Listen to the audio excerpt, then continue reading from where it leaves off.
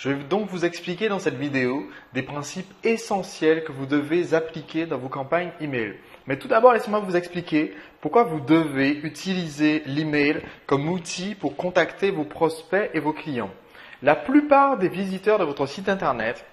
ou des personnes qui sont amenées à visiter votre lieu de vente ou à rentrer en contact avec vous pour la première fois n'achèteront pas ou ne prendront pas une décision d'achat dès leur premier contact. Si vous êtes chanceux, votre pourcentage de conversion donc peut passer de 1% à 3% ou 5% si vous êtes vraiment un excellent marketeur ou que vous avez une offre vraiment irrésistible. Mais il faut vraiment se souvenir que la plupart des prospects qualifiés qui vont découvrir votre offre ne vont pas se décider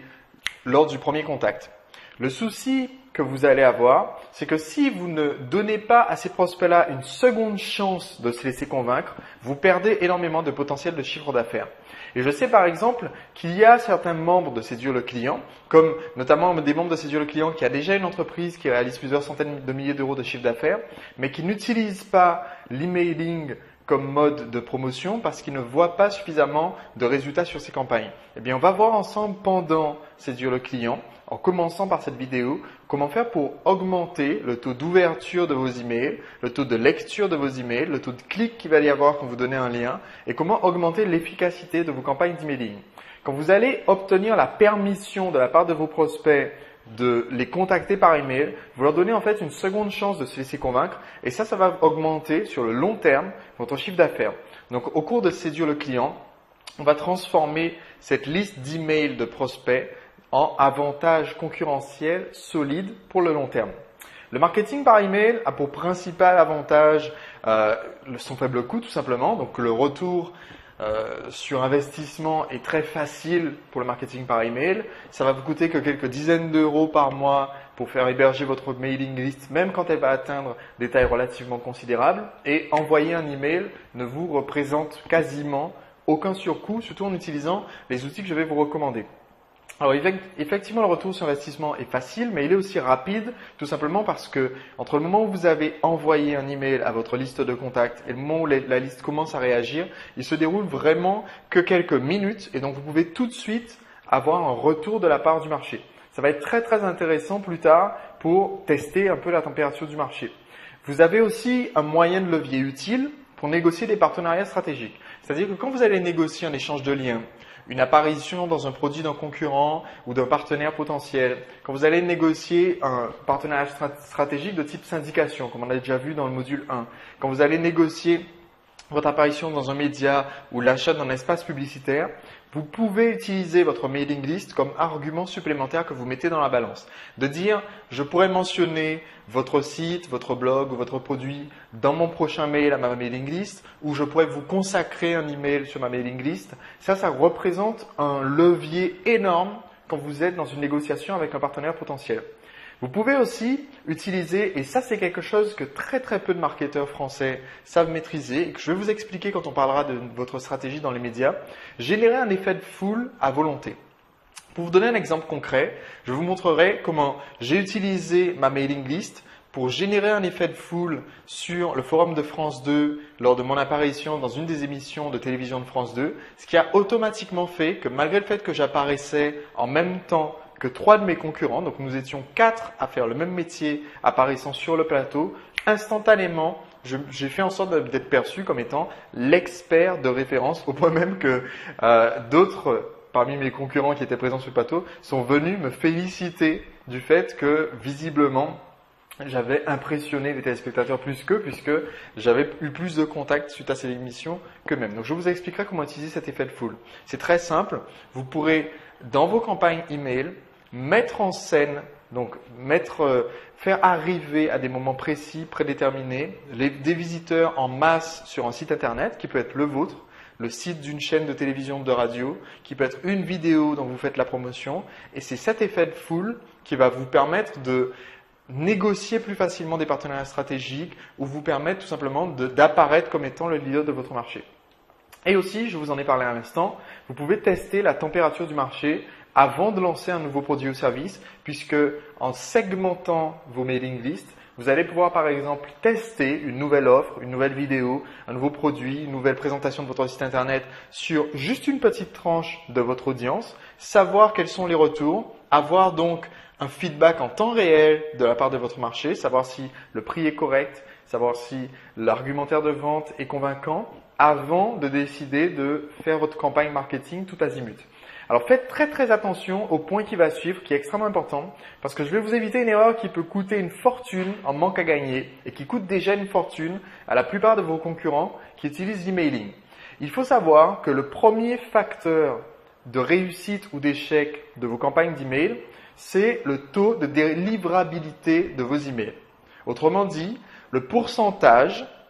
des adresses email à qui vous écrivez et qui vont réellement obtenir votre email dans leur boîte mail. Parce que de nos jours, la lutte contre le spam est devenue tellement d'actualité que les fournisseurs d'accès à Internet et les fournisseurs d'email en particulier, donc en France, ça va être en premier Hotmail, ça va être aussi en grande partie Free et Wanadoo, donc qui sont des fournisseurs d'accès Internet et qui offrent des adresses mail aux particuliers. Ça va aussi être Google Mail, donc Gmail, et d'autres services comme le service d'email de Yahoo qui est encore très populaire. Ces services ont une politique anti-spam qui est extrêmement draconienne. Et si vous ne faites pas attention à des critères techniques dont on va parler dans cette vidéo et dans d'autres vidéos de Séduire le client, si vous ne faites pas très attention à ces critères techniques, vous pouvez vous retrouver systématiquement classé en spam et donc perdre une très grande partie de l'efficacité de votre pouvoir marketing. Le facteur numéro 2 serait la confiance et l'intérêt que le lecteur a pour votre message. Autrement dit, est-ce que la personne qui reçoit votre email a envie de l'ouvrir ou non? Mais ce n'est que le facteur numéro 2, puisque le premier goulet d'étranglement pour beaucoup de campagnes marketing, c'est le nombre d'emails qui finit à la poubelle, dans une boîte spam, avant même que l'utilisateur n'ait la possibilité de faire le choix par lui-même d'ouvrir ou pas votre email. Donc plus tard, on parlera dans ce chapitre et dans le module 3 de comment assurer la confiance et l'intérêt de vos lecteurs. Mais souvenez-vous, le facteur numéro 1 auquel vous devez faire très attention est vraiment d'ordre technique, c'est le pourcentage de vos emails qui arrivent réellement dans la boîte mail du destinataire. Et c'est là qu'intervient l'outil que je vais vous recommander. Souvenez-vous, dans le chapitre précédent, je vous ai montré comment créer votre compte sur un site qui s'appelait aweber.com. Il s'agit d'un des prestataires d'emailing les plus réputés au monde et ils doivent leur succès à 2 paramètres. Le premier, c'est que justement leur délivrabilité est extrêmement élevée. Autrement dit, quand on envoie un mail sur une mailing list Aweber, il y a très peu de chances que ce mail arrive dans la boîte spam du prospect. D'autant plus si le mail est correctement rédigé, que le titre est correctement rédigé. Et ça, on va voir ça ensemble dans les prochains modules de Séduire le client. Deuxièmement, Aweber ne fait qu'une chose et la fait très bien. Il y a beaucoup aujourd'hui de prestataires qui offrent des services intégrés, qui vont donc vous permettre de faire votre emailing, votre gestion de la relation client, votre blog, la gestion des commandes, la gestion des stocks de votre produit, la gestion de l'affiliation. Et donc, ils sont des services intégrés. Le souci avec tous ces prestataires de services intégrés, du moins cher, du plus accessible ou du gratuit, jusqu'au très cher comme Infusionsoft qui représente plusieurs milliers d'investissements par mois ou par an, le problème de tous ces prestataires intégrés, c'est que leur taux de délivrabilité est très faible parce que l'email n'est pas leur cœur de métier, parce qu'ils ont moins d'accords avec les fournisseurs d'accès Internet et les fournisseurs de services d'email et donc vous risquez de finir plus facilement en boîte de spam. Alors évidemment, il y a des alternatives, je vais vite vous les évoquer et vous expliquer pourquoi je ne les recommande pas. La première, c'est d'envoyer vous-même les mails. Autrement dit, vous récupérez les contacts des prospects et une fois par semaine, vous ouvrez Outlook ou Thunderbird ou votre logiciel d'email et vous envoyez vous-même en mettant en copie toutes les personnes qui ont demandé à s'inscrire à votre newsletter et vous envoyez vous-même vos emails. Très vite, vous allez rencontrer un plafond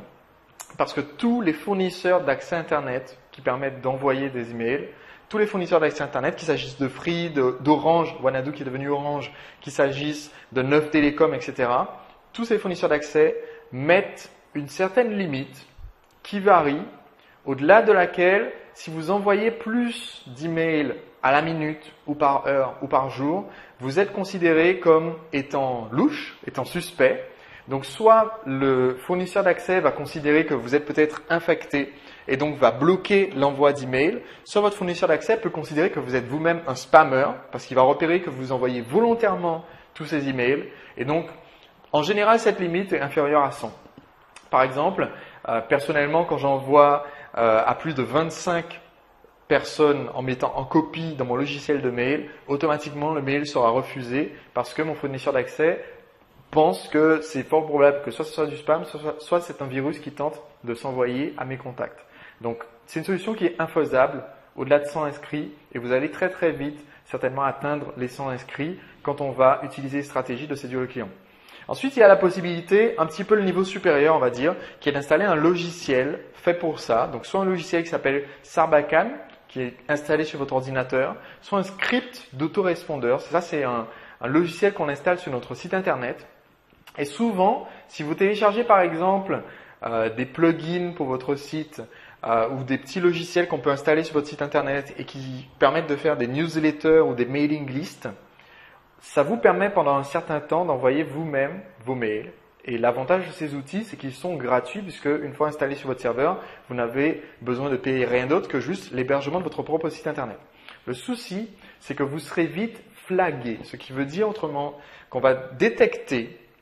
que votre site internet envoie beaucoup d'emails en masse, semblables les uns aux autres. Et donc au bout d'un moment, votre serveur va être mis dans une sorte de zone grise où on considère qu'il est un peu risqué de transmettre ces emails-là aux abonnés de votre newsletter. Alors ça m'est arrivé personnellement puisque c'est la solution que j'avais adoptée pendant la première année où j'ai fait du marketing sur Internet, où j'ai commencé à avoir beaucoup d'adresses email inscrites à ma newsletter. Et quand au bout d'un moment, je me suis retrouvé d'un seul coup dans cette sorte de zone grise et que j'ai vu que le taux de réaction de mes prospects venait de chuter, alors que mon message n'avait pas changé, donc du jour au lendemain, je me suis rendu compte qu'il y avait beaucoup moins de gens qui cliquaient sur les liens dans mes emails, qui allaient voir mon site ou qui ouvraient carrément mes emails. C'est tout simplement parce que certains fournisseurs d'accès ont dit, tiens,